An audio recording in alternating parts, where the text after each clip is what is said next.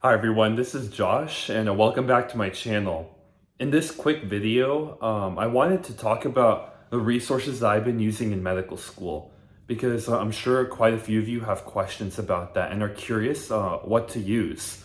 I remember before entering medical school, I had absolutely no idea what med students were using to study for medical school. It was only until I got to the interview process that I kind of had an idea of what the first aid book was, and I knew that it was an important book to go over in medical school, and it is a really fantastic resource. Although I will explain other resources that I am currently using to study for medical school. So the biggest resource is the first aid book. It's a book that you should have, and a lot of people in my class, they do mark up the book. I personally do not mark up the book because I kind of don't want to ruin it, first off, and then second off, I typically don't tend to learn very well when taking notes. And I actually have other learning resources that actually are based off of the first aid book, and I learn the book in other ways. So specifically the Anki deck, downloaded from a Reddit user on Anki, that deck is another resource I use. And I do the Anki flashcards using a clicker controller that I have. And all of those flashcards are facts that are directly pulled from the first aid book. So in a way, by doing Anki, I'm technically studying from the first aid book. And then another good resource is Boards and Beyond, which is a video subscription by it's essentially these lectures by a doctor named Dr. Jason Ryan. That's his name. He goes over all the different concepts you need to know for step one in a lot of detail. I recently just finished all of his cardiology videos at the time of filming this video, which I'm not going to release for another 2 weeks probably, but I just recently finished all of his cardiology videos, and this doctor is a cardiologist, so I really thought his cardiology videos were great, especially since my cardiology test at the time of filming this video is 3 weeks from now. So I feel really prepared, hopefully, for that exam. Of course, Boards and Beyond is not going to be the only resource I'm going to use to prepare for my cardio exam. I'm also going to use Sketchy, which is kind of like a pictorial learning video set. So those of you who are watching this video, who you guys might know of a resource called Picmonics, where essentially it's like essentially these videos that don't seemingly seem related to medicine at all. They kind of seem like random drawings, but these seemingly random drawings are actually both visual and auditory mnemonics that help you retain the information you need to know for medical school. I typically find Sketchy extremely useful for microbiology as well as pharmacology. And I also do watch their pathophysiology, but only after I've seen like Boards and Beyond, because I use their pathology as a way to further reinforce my knowledge and to obtain information that I might have missed from Boards and Beyond, or I didn't get from learning it the first time around. So to sum up so far, I use the first aid book, I use Anki, I also use Boards and Beyond, I use Sketchy, and another great resource I use is Pathoma. So I have both of their videos as well as their book, and their videos are really good at explaining pathophysiology as well as histology, because I believe the physician who teaches Pathoma is a pathologist. So their histology lectures are very good.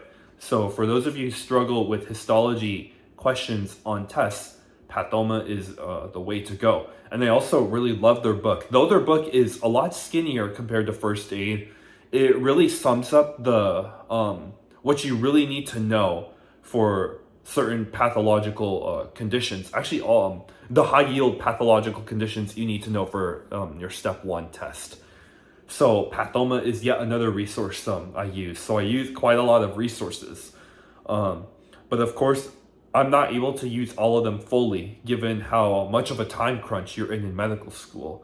Another resource that I use is Amboss, as well as Scholar RX and Osmosis. I use all three of those for their QBanks And I find that personally doing a lot of Q-Banks is very conducive to doing well on exams in medical school.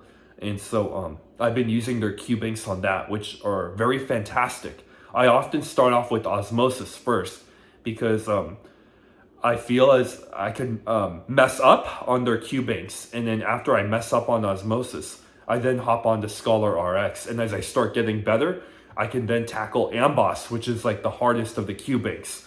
And then actually after Amboss, I then start using UWorld, which is considered the gold standard for Q-Banks. And having worked at UWorld myself, I can tell you that UWorld, their Q-Banks for the MCAT were also gold standard. And their explanations for both the MCAT and USMLE Step 1 are fantastic. And they are among the best. So I actually saved the UWorld question banks for last when I have mastered or at least passed through the other Q-Banks first. And then once I get to UWorld, I actually typically tend to have a much more solid grasp on the material by having done the other Q-Banks first. And when I miss something on UWorld, I really slow down and pay attention and read up on it, because that means that it's a piece of information that I have not been able to absorb from doing 3 other types of Q-Banks. So I know that this video is a bit shorter than the ones that I made, and that's because I have to get back to studying soon. But I hope that this has been able to be a pretty good help as to the types of resources that I use to study in medical school. I also do want to mention that my medical school provides a lot of resources, primarily from Osmosis, which are videos that the Osmosis site has linked. So their videos, Osmosis videos are very good. They tend to have a very type of cartoonish illustration that resonates with a lot of visual learner medical students. And then also our school provides what's called bricks, or what I colloquially call articles from Scholar RX, which will talk about a certain topic, for example. So if you're studying cardiology, like we are right now, they will have an entire article solely about aortic stenosis or mitral regurgitation, something like that. So they'll focus on very specific topics.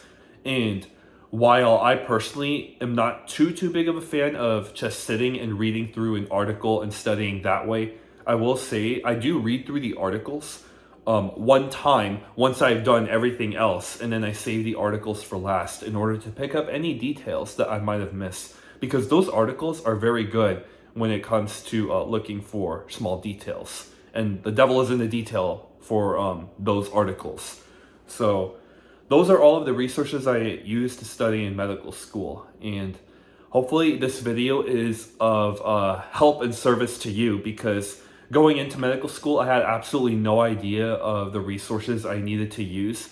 And do not feel that you need to buy all of them. I personally got a good portion of them because I do use all of them in some respects, but by no means do you have to feel pressured to use all of them. It is better to use 1 or 2 in depth and 1 or 2 resources that you know for a fact works for you, rather than getting like a bunch of them and using them mediocrely.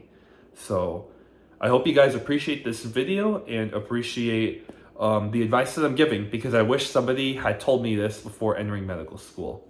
Anyway, this is Josh, and I will see you in the next video. Bye.